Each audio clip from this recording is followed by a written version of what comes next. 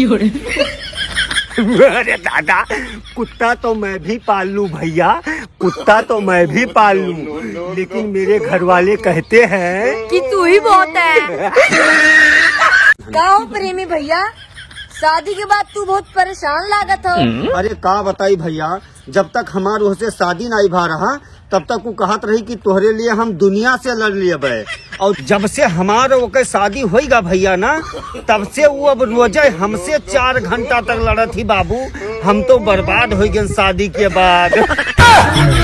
वो घर बेकार है जिस घर में जाली ना हो, वो बाग बेकार है जिस बाग का कोई माली ना हो, और वो ससुराल बेकार है जहाँ पर खूबसूरत साली ना हो। लोग कहते थे कि झगड़ा करने से प्यार बढ़ता है। फिर क्या, मैंने भी एक लड़की को ईंट उठाकर मार दिया। बस पगली आती ही होगी मुझे आई लव यू बोलने। जिससे मैंने दिल लगाया वो दिल्ली चली गई। जब मैं उससे मिलने दिल्ली पहुंचा तो वो इटली चली गई। गुस्से में आकर मैंने सोचा कि छू लूं मैं बिजली की तार को, लेकिन हाय रे बेवफा, बिजली चली गई, बिजली चली गई। अरे समय बहुत बलवान होता है भाई। कैसे? अरे यार, पहले एक राजा के 2 रानियां हुआ करती थी, और अब एक रानी के कई राजा हुआ करते हैं। अपना ख्याल तो वो रख नहीं पाती पगली, अपना ख्याल तो वो रख नहीं पाती पगली, और अगर मुझे कुछ हो जाए तो डॉक्टर बन के घूमती है, कहती है ये दवाई खा लो, वो दवाई खा लो। आए अरे दादा, एक पति ने अपनी पत्नी को रात को 12 बजे सोते हुए जगाया, तो पत्नी बोली क्या बात है? तो पति बोला एक बात बताओ, घुट घुट कर मर जाना अच्छा है या एकदम से मर जाना अच्छा है? तो पत्नी बोली एकदम से ही मर जाना अच्छा है।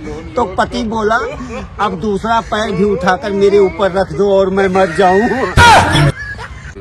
भैया, मैंने सुना है कि स्वर्ग में पति और पत्नी एक साथ नहीं रहते।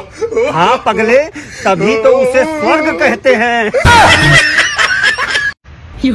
मेरी मम्मी मुझसे बहुत प्यार करती हैं। जब भी मेरे तरफ देखती हैं कहती हैं भगवान तेरे जैसा नालायक बेटा किसी को ना दे। कल ही मेरी एक लड़की से सेटिंग हुई थी दोस्तों, कल ही मेरी एक लड़की से सेटिंग हुई थी, और आज उस लड़की को 5000 रुपए अर्जेंट जरूरत है। तो आप लोग बताइए कि पैसे उसे मैं दे दूं क्या? भैया, मोजे हमेशा धोकर पहनिए, मोजे हमेशा धोकर पहनिए, कहीं ऐसा न हो कि कामयाबी आपके कदम चूमने आए और वहीं पे मर जाए। अरे दादा, जब प्यार नहीं रहा हमसे तो बता देती वहाँ कि कलुआ कलुआ कही तू हमरे दोस्तन के सामने हमें काहे चिढ़ावती वहाँ।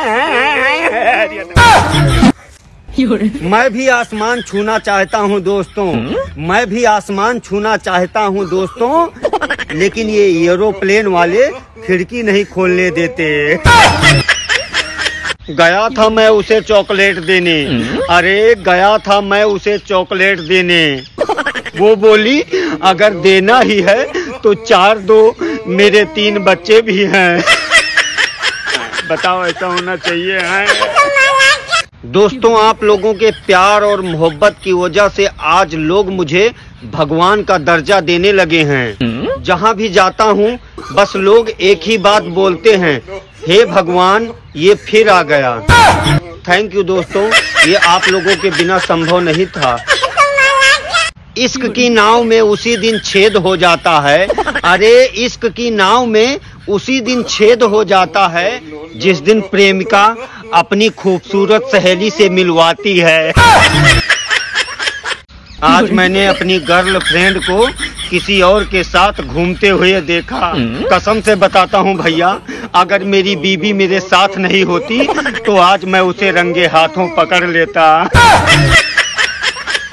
अरे अकेला चला था मैं इश्क की तलाश में, अकेला चला था मैं इश्क की तलाश में, लड़कियां मिलती गई और मैं मामा बनता गया। क्या करूं यार, लड़कियां मुझे भैया बोल देती हैं। वो मुझे कहती थी कि तुम चांद जैसे हो। अरे वो मुझे कहती थी कि तुम चांद जैसे हो। पता नहीं था कि वो अपने बच्चों से चंदा मामा कह के बुलवाएगी मुझे। अरे दोस्तों, मुझे मेरी गर्लफ्रेंड छोड़कर चली गई, फिर भी मुझे कोई गम नहीं। क्यों?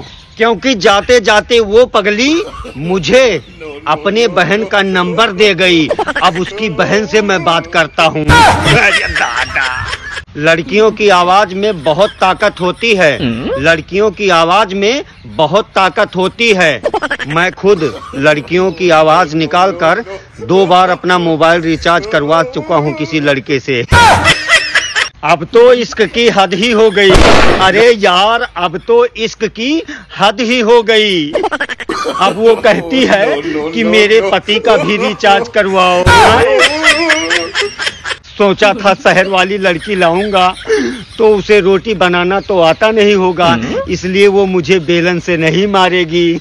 लेकिन यार, वो तो जीन्स का पैंट पहनती है और बेल्ट लगाती है। अब वो मुझे बेल्ट से कूटती है।